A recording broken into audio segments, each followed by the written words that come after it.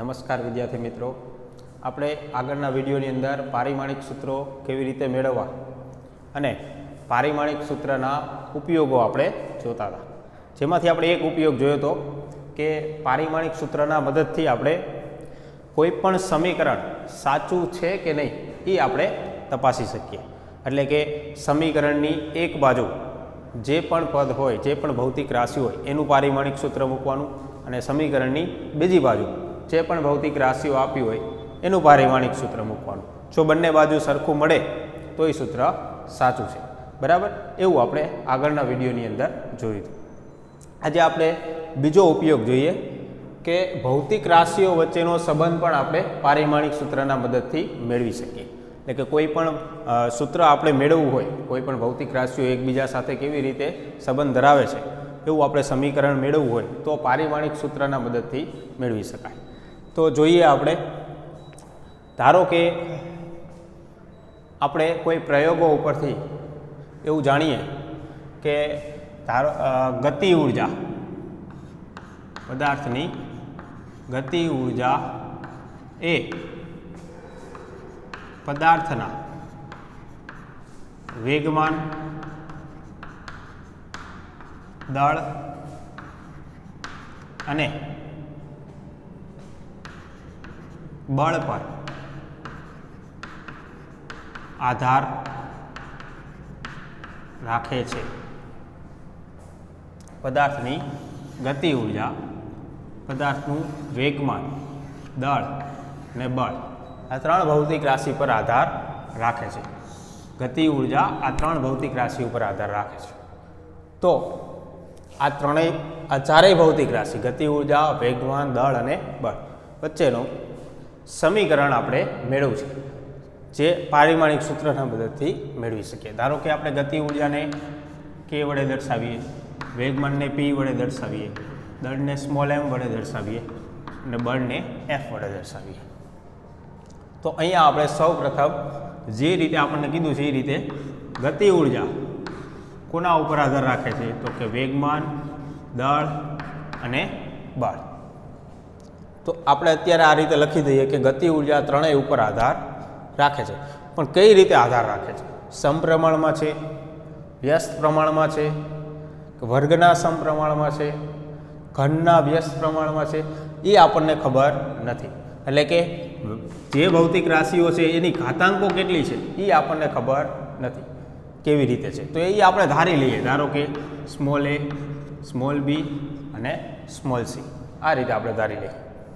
તો સપ્રમાણતા કાઢીએ એટલે અચળાંક આવશે.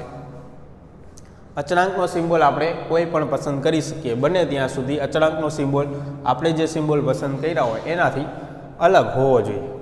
બરાબર, તો અહીંયા આપણે અચળાંક x ધારી લઈએ. c f ની c.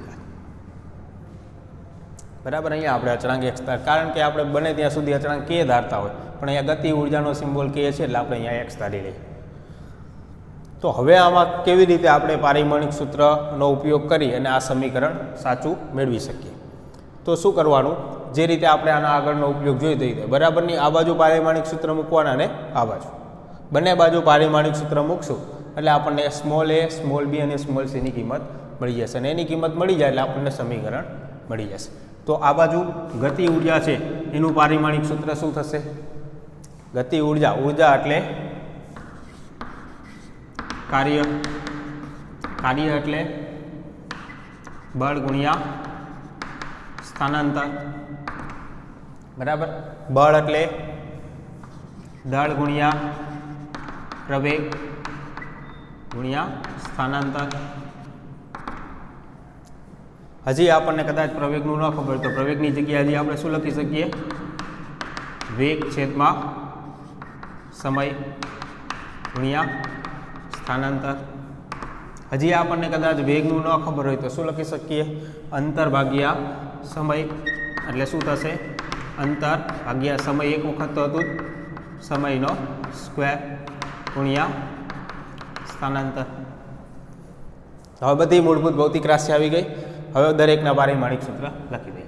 તો કે દળ એટલે m1 અંતર અને સ્થાનાંતર બે અંતર જ થયા એક પ્રકારે, તો શું થશે L2 અને સમય છેદમાં આવે છે ઉપર લખવું હોય તો શું લખાય T-2. તો ઉર્જા અથવા તો કાર્યનું પારિમાણિક સૂત્ર શું બને m1 L2 T-2. તો અહીંયા આપણે લખશું m1 L2 T-2 બરાબર. બીજી બાજુ જોઈએ, x છે એ તો અચળાંક છે, અચળાંક કોઈ ભૌતિક રાશિ હોય નહીં બરાબર, એની કિંમત કોઈ ફિક્સ અંક હોય. તો અહીંયા આપણે એનું પારિમાણિક સૂત્ર શું લખશું તો કે m0 L0 T0 એનું કોઈ પારિમાણિક સૂત્ર હશે નહીં. એના પછી છે p એટલે શું છે વેગમાન. તો વેગમાનનું પારિમાણિક સૂત્ર શું થાય તો કે વેગમાનનું સૂત્ર યાદ કરો, વેગમાન બરાબર શું થાય દળ ગુણ્યા વેગ બરાબર, દળ ગુણ્યા વેગનું શું થાય અંતર ભાગ્યા સમય. તો શું પારિમાણિક સૂત્ર બન્યું દળ એટલે m1 અંતર એટલે L1 અને છેદમાં સમય એટલે T-1. તો વેગમાનનું પારિમાણિક સૂત્ર આવશે m1 L1 T-1 અને એની કેટલી ઘાતાંક છે તો કે a સ્મોલ a. તો બ્રેકેટ કરી અને એના ઉપર આપણે સ્મોલ a લખી દઈએ. આ જ રીતે m એટલે શું છે તો કે દળ. તો દળ માટે શું થશે m1 એની કેટલી ઘાતાંક છે સ્મોલ b. આ જ રીતે બળ, તો બળ માટે શું થાય તો બળ બરાબર દળ ગુણ્યા પ્રવેગ. પ્રવેગ એટલે શું થાય વેગ છેદમાં સમય. વેગ એટલે શું થશે અંતર ભાગ્યા સમય ને એક વખત તો સમય છેદમાં હતું એટલે શું થશે સમય સ્ક્વેર. તો પારિમાણિક સૂત્ર શું બનશે હવે દળ એટલે m1 અંતર એટલે L1 અને સમય છેદમાં છે બે વખત એટલે શું થશે T-2. તો એની જગ્યાએ કેટલું આવશે m1 L1 T-2 આખાની સી ઘાત. તમે જોઈ શકો છો કે અહીંયા જે પણ ભૌતિક રાશિ આવશે એના સૂત્ર તમને યાદ હશે તો જ તમે પારિમાણિક સૂત્ર મેળવી શકશો. એટલા જ માટે આપણે સૌ પ્રથમ પારિમાણિક સૂત્રની ચર્ચા કરી ત્યારે આપણે આ દરેક સૂત્ર વિશે જોયું હતું બરાબર. એ બધા જ સૂત્રો યાદ રાખવા પડશે કારણ કે તો જ તમે કોઈ પણ એક્ઝામ્પલ હશે પારિમાણિક સૂત્ર આધારિત એને તમે સોલ્વ કરી શકશો બરાબર. પારિમાણિક સૂત્ર મેળવવા માટે સૂત્ર જોશે. બીજા નંબરમાં પારિમાણિક સૂત્ર માટે તો સૂત્ર આપણે યાદ રાખવા જ પડશે. એકમ પણ ક્યારેક જરૂર પડે તો એકમ મેળવવા માટે પણ આપણે પારિમાણિક સૂત્રો જે ભૌતિક રાશિના છે એ યાદ રાખવા પડશે બરાબર. તો એ બધાએ યાદ રાખી લેવા. જોઈએ હવે આગળ આ બાજુ કેટલું છે તો કે m1 L2 T-2 બરાબર. બીજી બાજુ તો કે અહીંયા જે ઘાતાંકો છે એ આ બધા સાથે ગુણાશે આ રીતે. તો અહીંયા m ની કેટલી ઘાતાંક થશે a, l ની કેટલી થશે 1 ગુણ્યા a એટલે a. એ જ રીતે t ની કેટલી ઘાતાંક થશે માઇનસ a બરાબર. એ બધા સાથે ગુણાશે. એ જ રીતે અહીંયા b ગુણાશે તો m ની કેટલી ઘાતાંક થશે b. એ જ રીતે અહીંયા c ગુણાશે દરેક સાથે તો શું બનશે m ની c ઘાત, l ની c ઘાત અને t ની -2c બરાબર. આ રીતે થશે. હવે આ બાજુ તો કે m1 L2 T-2 બરાબર. હવે આ બાજુ જોઈએ તો અહીંયા જુઓ જેટલા m છે એ બધા ઉપર નજર કરો. દરેકની ઘાતાંકો કેટલી છે તો કે એકની a, એકની b, એકની c. આધાર સરખો હોય તો ઘાતાંકોનો સરવાળો થાય બરાબર. તો m આધાર છે. હવે અહીંયા ઘાતાંક કેટલી છે a, અહીંયા છે b, અહીંયા છે c. તો એનો સરવાળો થશે એટલે શું લખાશે a + b + c આવું લખાશે. એ જ રીતે અહીંયા જુઓ l 2 છે l બરાબર. તો l ની કેટલી ઘાતાંક છે અહીંયા a અને અહીંયા કેટલી છે c તો +c. એ જ રીતે t ની ઘાતાંક કેટલી છે તો કે અહીંયા છે -a અને અહીંયા છે -2c બરાબર. હવે જુઓ આ બાજુ m l t ની ઘાતાંકો છે, એ જ રીતે આ બાજુ m l t ની ઘાતાંકો છે. તો બંને બાજુ બરાબરની. આધાર સરખા છે એમ એલ અને ટી, આ બાજુ પણ એમ એલ અને ટી. અહીંયા એમની ઘાતાંક કેટલી છે 1, જ્યારે અહીંયા એમની ઘાતાંક કેટલી છે a plus B plus C. તો આપણે સરખાવી શકીએ બંને બાજુ. તો શું લખાય, અહીંયા એમની ઘાતાંક 1 છે, અહીંયા એમની ઘાતાંક a plus B plus C છે. તો આપણે સરખાવીએ તો સમીકરણ શું બનશે,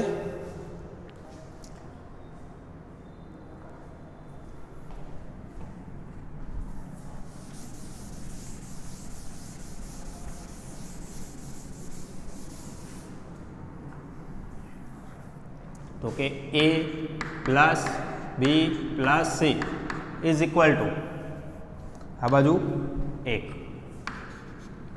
એ જ રીતે એલની ઘાતાંક જો અહીંયા કેટલી છે 2, અહીંયા કેટલી છે તો કે a પ્લસ સી. તો a પ્લસ સી બરાબર કેટલું થશે, એ થશે 2. એ જ રીતે અહીંયા ટીની ઘાતાંક કેટલી છે -2, અહીંયા ટીની ઘાતાંક કેટલી છે -2c. તો -a -2c બરાબર કેટલું થશે -2. તો અહીંયા આપણને ટોટલ 3 સમીકરણ મળ્યા. આપણે a b અને c ની કિંમત જોઈ છે તો આપણને સમીકરણ મળી જાય. તો a b અને c ની કિંમત જોતી હોય અને 3 સમીકરણ હોય તો સોલ્વ થાય. જેટલા ચલ પદ હોય a b અને c 3 છે તો 3 સમીકરણ છે, જેટલા ચલ પદ હોય એટલા સમીકરણ હોય તો એનું સોલ્યુશન થઈ શકે. બરાબર. તો અહીંયા આપણે હવે આનું સોલ્વ કરી અને a b અને c ની કિંમત મેળવીએ તો આપણે અહીંયા શું કરશું, આ બંને સમીકરણનો સરવાળો કરી દઈએ. તો જો આ બંનેનો સરવાળો કરશું તો અહીંયા a અને અહીંયા માઇનસ એ કેન્સલ થઈ જશે, અહીંયા c અને અહીંયા -2c. તો અહીંયા શું થશે, -c વધશે. બરાબર. અહીંયા 2 અને અહીંયા -2 તો એ કેટલું થઈ જશે, 0 થઈ જશે. આ બંને સમીકરણનો સરવાળો કરશું તો અહીંયા -c વધશે, અહીંયા 0 થઈ જશે, અહીંયા 0 થઈ જશે. તો c બરાબર કેટલું મળ્યું આપણને 0. એક કિંમત મળી ગઈ, c બરાબર 0. જો c બરાબર 0 હોય તો અહીંયા 0 મૂકી દઈએ તો a બરાબર કેટલું થયું, a બરાબર થશે 2.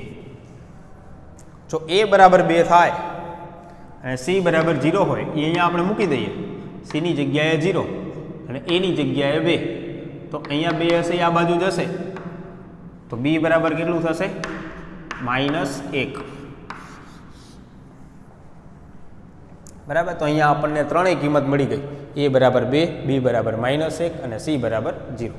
આ કિંમત આપણે સમીકરણની અંદર મૂકી દઈએ તો શું લખાશે, k is equal two x p ની a ઘાત, a એટલે કેટલું મળ્યું આપણને 2, પછી m ની b ઘાત, તો m બરાબર b બરાબર કેટલું મળ્યું -1 અને f ની c ઘાત, c બરાબર કેટલું મળ્યું 0.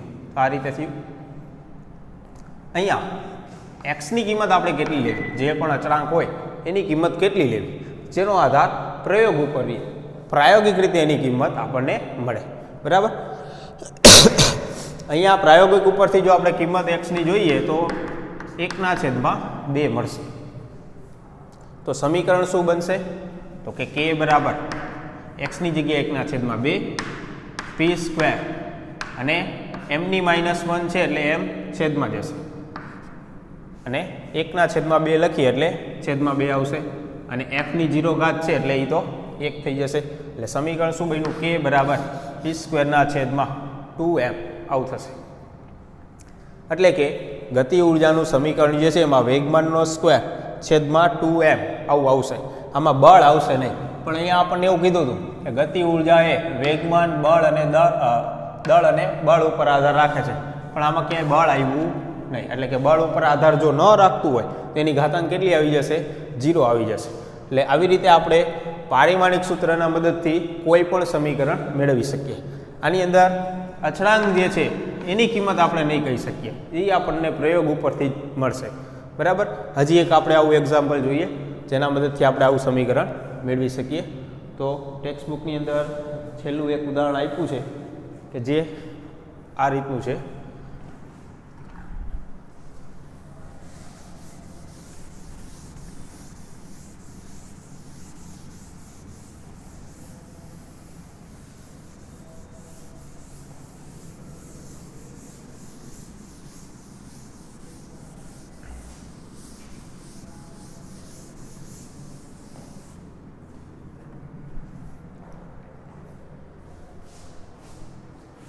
જેમાં કીધું છે એક સાદું લોલક વિચારો, જેમાં ગોળાને એક દોરી સાથે બાંધેલું છે. એટલે એની અંદર કીધું છે એક સાદું લોલક,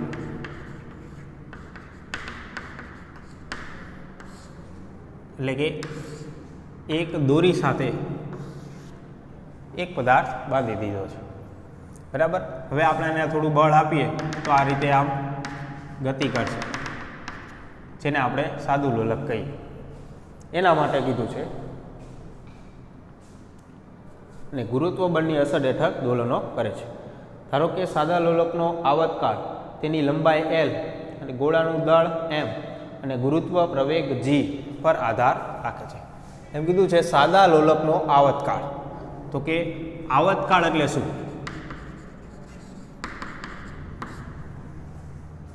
આવતકાળ એટલે સાદા લોલક જે છે એને એક દોલન પૂરું થાય. ધારો કે આપણે અહીંયાથી ગતિ કરાવીએ, બરાબર, પછી આમ જશે, વળી પાછો આમ આવશે, વળી આમ જશે અને વળી પાછો એની મૂળ જગ્યાએ આવશે.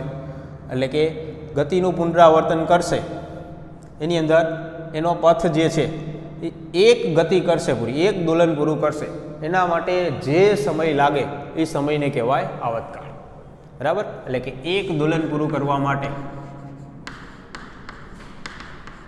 એક દોલન પૂરું કરવા માટે લાગતો સમય, જેને આપણે આવતકાળ કહીએ, જેને આપણે કેપિટલ ટી વડે દર્શાવશું. આવતકાળને કેપિટલ ટી વડે દર્શાવશું. તો અહીંયા કીધું છે આવતકાળ છે એ કોના ઉપર આધાર રાખે છે? તો કે સાદા લોલકનો આવતકાળ એ દોરીની લંબાઈ,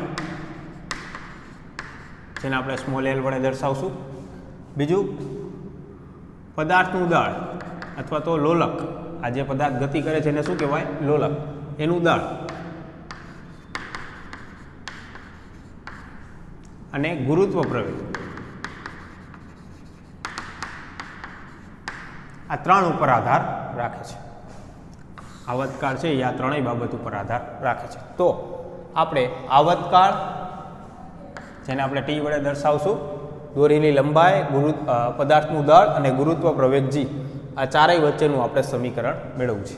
તો હમણાં જ આપણે જોયું એ રીતે કે આવતકાળ છે એ કોના ઉપર આધાર રાખે છે? એટલે કે ટી ચલે છે, લંબાઈ, દળ અને ગુરુત્વ પ્રવેગ G એના ઉપર આધાર રાખે છે.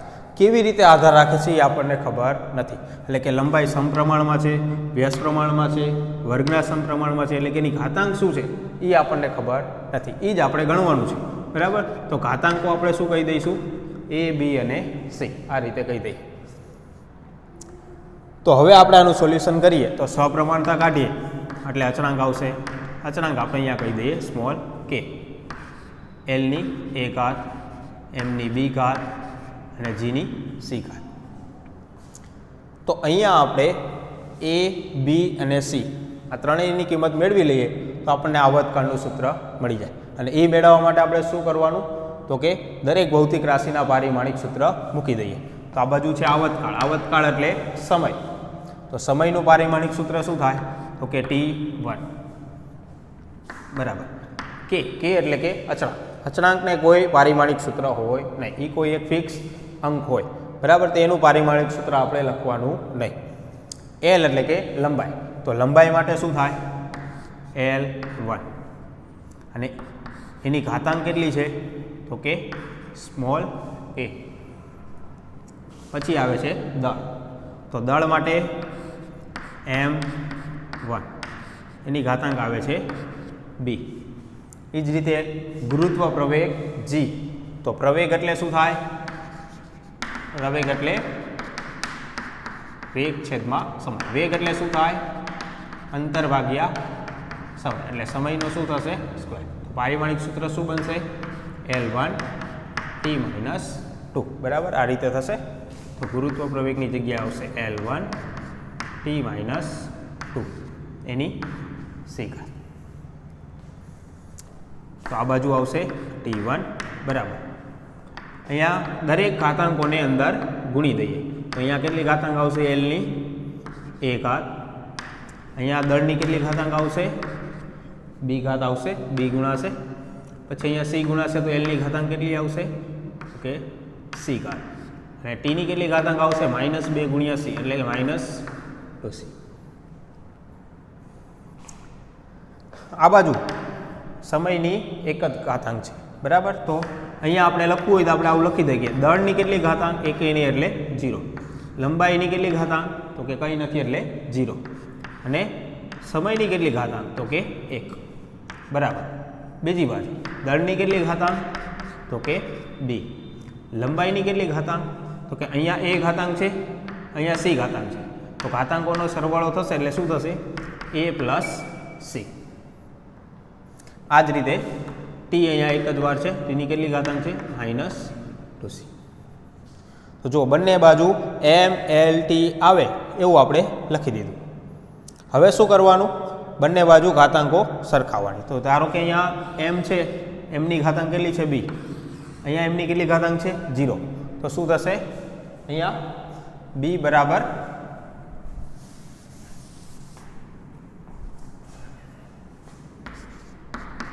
0 થશે. એક કિંમત મળી ગઈ. પછી અહીંયા જુઓ એલની કેટલી ઘાતાંક છે? a + c. અહીંયા એલની કેટલી ઘાતાંક છે? 0. તો શું લખાશે? a + c = 0. એ જ રીતે ટીની અહીંયા કેટલી ઘાતાંક છે? 1. અહીંયા ટીની કેટલી ઘાતાંક છે? -2c. તો શું લખાશે? -2c = 1. તો c કેટલું થાય? -1/2. બીજી કિંમત એ મળી ગઈ. આ કિંમત આપણે અહીંયા મૂકી દઈએ તો a બરાબર કેટલું થશે? અહીંયા -1/2 મૂકશું તો a બરાબર +1/2 મળશે. ચલો, એની કિંમત એ મળી ગઈ. તો a, b અને c ત્રણેયની કિંમત આપણને મળી ગઈ. જે આપણે આ સમીકરણની અંદર મૂકી દઈએ એટલે શું લખાશે? t = k l ની a ઘાત. તો a બરાબર આપણને કેટલું મળે છે? 1/2. પછી m ની b ઘાત. તો b બરાબર કેટલું મળે છે આપણને? 0. અને ગુરુત્વ પ્રવેગ g ની c ઘાત. તો c બરાબર કેટલું મળે છે? -1/2. m ની 0 ઘાત એટલે 1 થઈ જશે. તો વધશે કેટલું? t = k. l ની 1/2 ઘાત છે અને g ની -1/2. તો આપણે આવું લખી શકીએ l/g આખાની 1/2. બરાબર, કારણ કે આ માઇનસ ઘાતાંક છે એટલે છેદમાં જશે અને બંનેની ઘાતાંક સરખી હોય તો બ્રેકેટ કરી ઉપર જ 1/2 લખી દઈએ. 1/2 એટલે આપણે શું કહીએ? એને વર્ગમૂળ. વર્ગમૂળ હોય એને જ આપણે 1/2 ઘાત કહીએ. તો શું લખાશે? t = k. વર્ગમૂળની અંદર l/g આવું થશે. તો જો તમે સમીકરણની અંદર દળ આવતું નથી એટલે કે અહીંયા આપણને એવું કીધું હતું કે આવતકાળ છે દોરીની લંબાઈ, પદાર્થના દળ અને ગુરુત્વ પ્રવેગ g પર આધાર રાખે છે, પણ દળ ઉપર તો આધાર રાખતું નથી. બરાબર, આવતકાળ દળ ઉપરનો આધાર રાખે જે આપણે આના ઉપરથી કહી શકીએ. અને પારિમાણિક સૂત્રની અંદર આવું થશે, જે ભૌતિક રાશિ આધાર નહીં રાખતી હોય એની ઘાતાંક જે આવશે એની કિંમત કેટલી આવી જશે? 0 આવી જશે. એટલે કે આવતકાળ જે છે એટલે કે પદાર્થ એક દોલન પૂરું કરે છે એના માટે જે સમય લાગે છે જેનો આધાર પદાર્થનું દળ કેટલું છે એના ઉપર નથી. વધારે દળ હોય કે ઓછું દળ હોય સમયમાં કોઈ ફેર પડશે નહીં. એક દોલન પૂરું કરવા માટે જે સમય લાગશે એમાં કોઈ ફેર પડશે નહીં, એવું આપણે આના ઉપરથી કહી શકીએ. બીજું અહીંયા આપણને કેની કિંમત, અચળાંક જે આપણે લીધો છે એની કિંમત કેટલી, જે આપણે પારિમાણિક સૂત્રના મદદથી કહી શકશું નહીં. એના માટે પ્રયોગો કરી અને જ એ કિંમત મેળવવી પડે. અહીંયા કેની કિંમત આપણને પ્રયોગો ઉપરથી મળશે 2π. તો સૂત્ર શું થયું? t = 2π √l/g. બરાબર, આ આવતકાળનું સૂત્ર થઈ ગયું. આવતકાળ t બરાબર 2π √l/g. તો આ રીતે આપણે કોઈ પણ ભૌતિક રાશિનું સમીકરણ પારિમાણિક સૂત્રના મદદથી મેળવી શકીએ. બરાબર.